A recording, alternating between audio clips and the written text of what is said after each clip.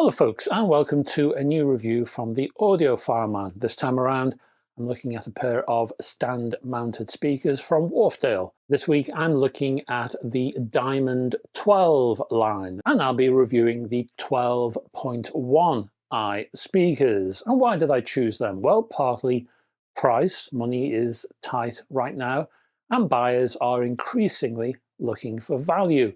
I also wanted to have at least a measure of performance, which is why I did not choose the 12.0i's. The Diamond 12 series has been around since 2020, but this new iteration of the 12 series, the 12i, is remarkable in that the price has not changed. For the 12.1i's, that means it remains at £249, at least in the UK. The 12i series offers a new selection of finishes: deep black, stone grey and classic walnut. Wharfedale's director of acoustic design, Peter Comeau, has also improved the bass port tuning and airflow control and revised internal damping, while other components in the design are now manufactured in a different way, apparently employing finer tolerances. In basic terms, the 8-ohm 12.1i speakers feature a 25mm fabric dome tweeter up top, and below a 130mm Clarity, that's Clarity with a K, mid-bass unit, set in a cabinet spanning 312mm by 180 by 250mm. Each speaker weighs 6.8 kilograms, which is fairly weighty for the class, and there is a pair of binding posts on the rear, along with that improved bass port. The speakers, possibly surprisingly, provide an 88 decibel sensitivity, which is not bad at all for a pair of stand-mounted speakers. As such, you will only need a 20-watt amplifier or greater to get these designs working properly. But how do they sound? Well, let's have a little listen. In software terms, I still had the self-titled CD album from Seal from my previous review, so I hung on to that and used it in this review. I also had the vinyl edition of Stereolab's Peng.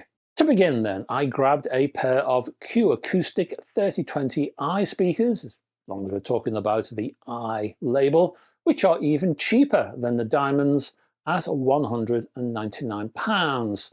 They've always been a favourite of mine, actually, for their balanced and detailed output. Even so, I felt that the Wharfedale 12.1i speakers had a real confidence in the lower frequencies, with a greater focus, a greater weight to the bass, and a solid presence in and around the stereo image, which offered a better foundation than could be found with the 3020i's. Upper frequencies from the Diamonds also offered better control, detail and discipline, with more precision and balance from the vocal and a better tonal accuracy from guitars and synths. Next, I wanted to see how the 12.1i speakers fared with more expensive Wharfedale speakers, in this case the Evo 1 stand mounts, at almost twice the price. I've reviewed these before, I'll put a little link above. The Evo 1s should be far superior, being twice the price, but if so, in what way and by how much? And yes, the Evo 1 speakers do sound superior, with a weightier bass from the larger cabinet, superb detail from the AMT tweeters, and extra tonal realism plus complexity. But the improvements over the 12.1i's, while obvious, are not that far ahead. You can see where the 12.1i's are coming from. The 12.1i's and the Evo 1 speakers sound, well, they both sound like Peter Comeau creations. You can hear the same frame of references and the same sound design. It's just that the 12.1i speakers are set at a lower cost and they use a lower build budget, as it should be. Finally then, how do the 12.1 eyes sound against a direct competitor? In this case, the Dali Kupid stand mounts, which I only reviewed last week. Well, the Cupids are more flexible, I would say, in positioning terms, because they occupy a smaller footprint. Not that the 12.1s are overly large by any means. The 12.1 eye speakers do look more mature, more adult, you might say, more grown up in terms of build and in terms of styling. Then again, the Cupids arrive in both fun and funky colours and more sober finishes as a contrast. The Wharfedale speakers are easier to drive, certainly with their enhanced sensitivity, and easier to match in terms of other hi-fi components. Let's not forget, the Wharfedales only need a 20-watt amplifier to run properly, for example. The Cupids are more demanding. They need at least a 40-watt amplifier. In basic sound terms, which is better? It depends. Both offer excellent upper mid and treble performance, but the Cupids provide a more open, neutral and extended reach in this area.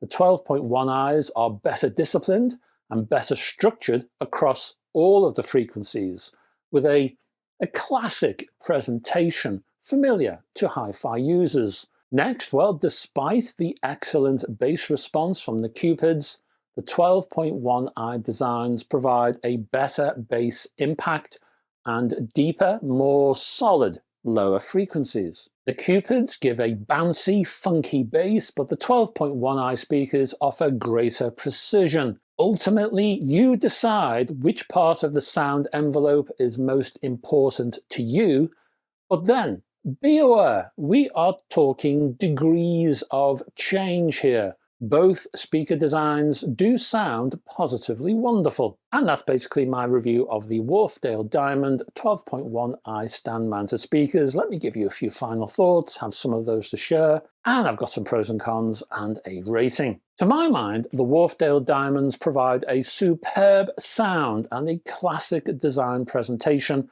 that offers a great blend of modernity and nostalgic elements in both visual and sound terms. Offering brilliant value for money, the Wharfedale Diamond 12.1 eye speakers are little treasures, and above all, show once again the amazing sound quality you can access from today's budget speakers for not much money at all. And that's a lot, folks. Thank you very much for staying to the end of this particular video. Can I ask you, down below, before you go, can you click on the like and subscribe buttons as well if you haven't done so already?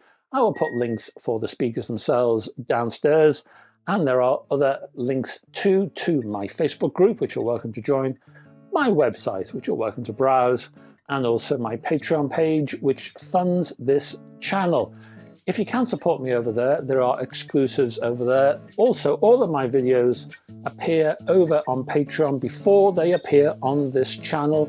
So if you want early access and all that, you can get us over there. I'll be back hopefully with Friday's music alerts, definitely Saturday on Hi-Fi News, etc. And on Sunday, another review. I hope to have your company on one or all of those videos. Until then, folks, bye-bye for now.